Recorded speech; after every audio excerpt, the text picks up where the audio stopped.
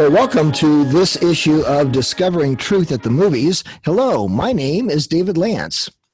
Today, we'll be looking at the movie Thor and use it to explore how a father raises his sons and then releases them to become the men they were meant to be. We'll use that discussion to address this question for reflection. How can we become good role models for our children? During the Christmas season in 2019, two similar events happened as American soldiers came home, and probably not just these two, but several others, I'm sure, that of a similar nature. One, Brent Scholler, captain of the Air Force National Guard, returned on a Friday morning after being deployed to Africa. But after touching down in Minnesota, he made a quick pit stop before returning home.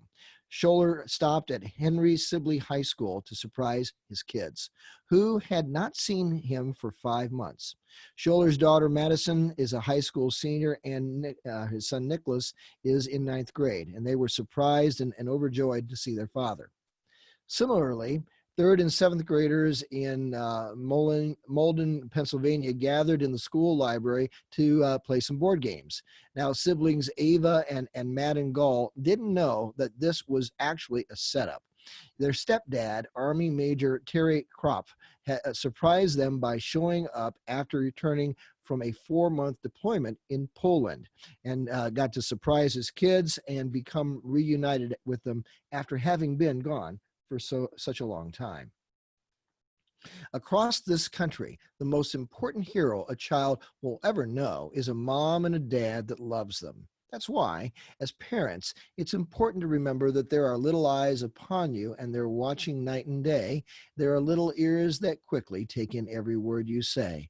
There are little hands all eager to do everything you do, and a little boy or girl who's waiting for the day they'll be like you. You are setting an example in all you say and do for that little boy or little girl who's waiting to grow up to be just like you.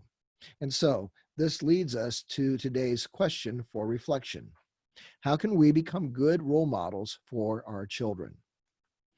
Well, in the movie Thor, calling his father Odin an old fool, Thor disobeys and attacks the planet of the frost giants. Outnumbered and surrounded, Thor and his friends are rescued by the sudden appearance of Odin. To teach Thor a lesson in humility, Odin casts the young warrior down to earth to live amongst the humans, where he is robbed of his powers to force others to do as he wishes. At the end of the movie, Thor is reconciled with his father in a conversation that goes like this: "There will never be a wiser king than you, or a better father. Someday, perhaps, I will make you proud." To which Odin responds, "You've already made me proud." A brief description of the movie Thor. In the movie, Thor and an aging Odin must soon transfer kingship of Asgard to one of his sons, either Thor or Loki.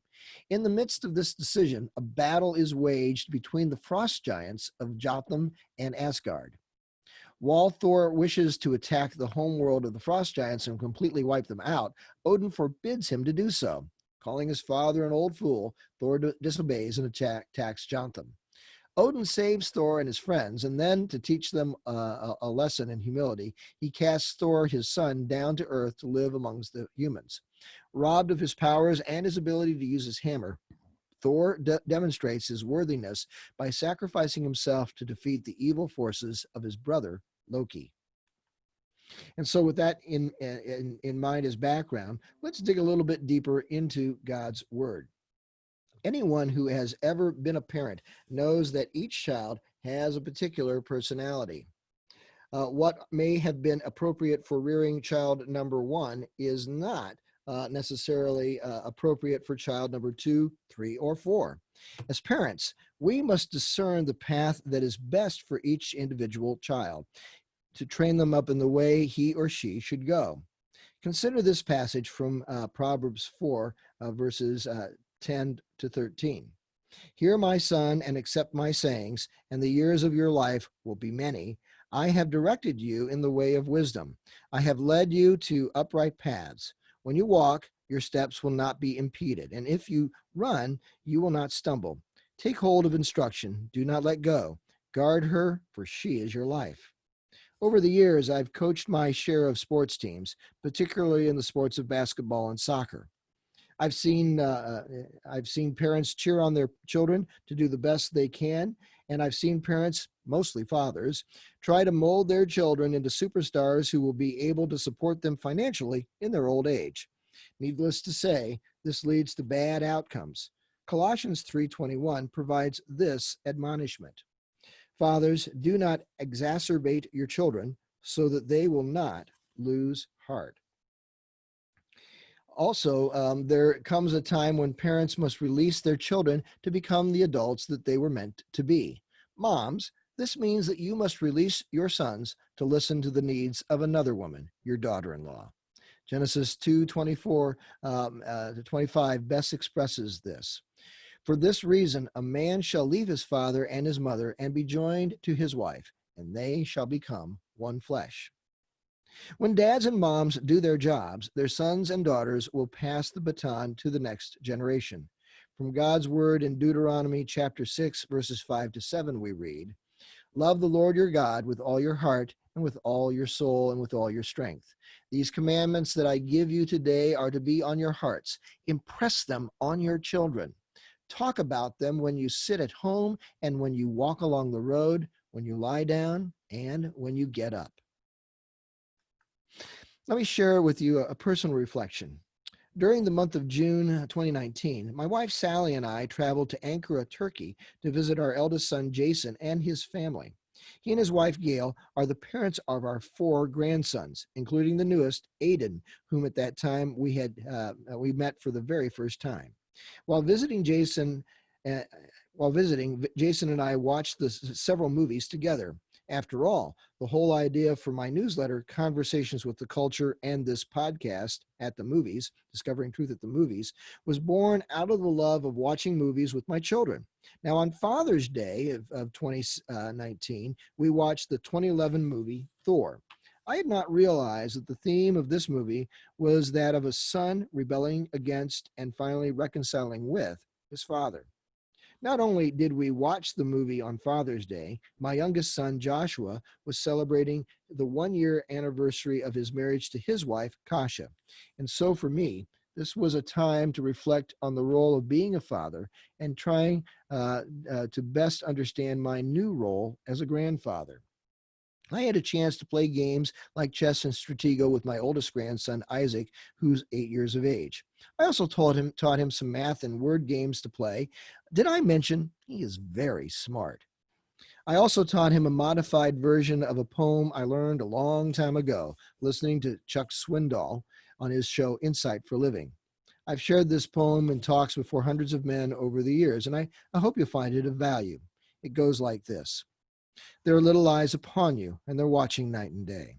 There are little ears that quickly take in every word you say. There are little hands all eager to do everything you do, and a little boy who's waiting for the day he'll be like you. You're the little fellow's idol. You're the wisest of the wise. In his mind about you, no suspicions ever rise. He believes in you devoutly, hopes that all you say and do, he will say and do in your way when he grows up, just like you. There's a wide-eyed little fellow who believes you're always right, yet his ears are always open and he's watching day and night. You, yes, you, are setting an example in all you say and do for the little boy and, yeah, that little girl or little brother or grandsons or granddaughters who are waiting to grow up to be just like you. So during the course of the movie Thor realizes that he is a selfish and arrogant man. He believes that he is a worthy leader simply because of his birthright and who he is the son of. But instead, he learns that worthiness is something that must be earned. This realization comes over a beer as he speaks with a human, Dr. Selvig, who says to Thor, "It's not a bad thing finding out that you don't have all the answers. You start asking the right questions." You know, as parents, that's our job, to train up our children in the way they should go. And so, When they are older and they've tried to do things their way and failed miserably, they will return to the right path that they were shown and not depart from it. Well, that concludes this podcast of Discovering Truth at the Movies. To order my e-booklet, Discovering Raising Daniels and Esters at the Movies, you can visit my website at wisejargon.com/@the-movies/discovering raising Daniels and Esters. And consider sharing this podcast with your church, youth, or young adult ministry if you've enjoyed listening to it today. Also, you can sign up for my weekly podcast. Just visit davidlance.podomatic.com. It's called Discovering Truth at the Movies. Also, while you're on the page, why don't you take a moment and just click follow? I'd love for you to do that. You can learn more about my other ebooks in the series at wisejargon.com/@the-movies. Thank you so much for listening, and God bless.